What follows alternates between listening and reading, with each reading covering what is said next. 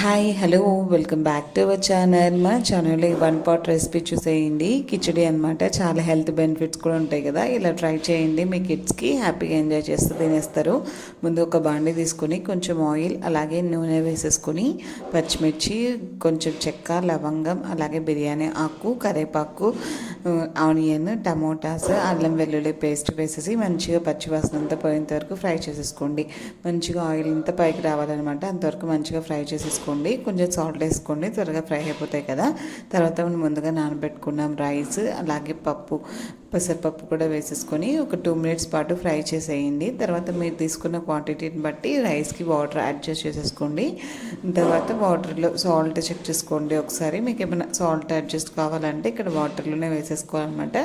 Water కొంచెం ఉప్పుగా ఉంటే salt సరిపోయినట్టు. తర్వాత ఇంకా అంత వాటర్ అంతా మంచిగా ఉడికిపోయిన తర్వాత మన సింపుల్ టేస్టీ కిచడీ రెడీ అయిపోతుంది. ఈ కిచడీ కాంబినేషన్గా పచ్చి కొబ్బరి కారం చూపిస్తాను. ఈ సీజన్లో చాలామంది కొబ్బరికాయ కొడుతూ ఉంటారు కదా, అవి సరే ఇలా చట్నీ చేసేయండి, చాలా టేస్టీగా ఉంటుంది. పచ్చి కొబ్బరి, అలాగే పచ్చిమిరపకాయలు, ఆనియన్, ఉప్పు, అంతే. ఆ 3 సింపుల్ ఇంగ్రీడియంట్స్ అనమాట. అలా మంచిగా అన్ని రోట్లో వేసేసుకొని దంచేసుకోండి.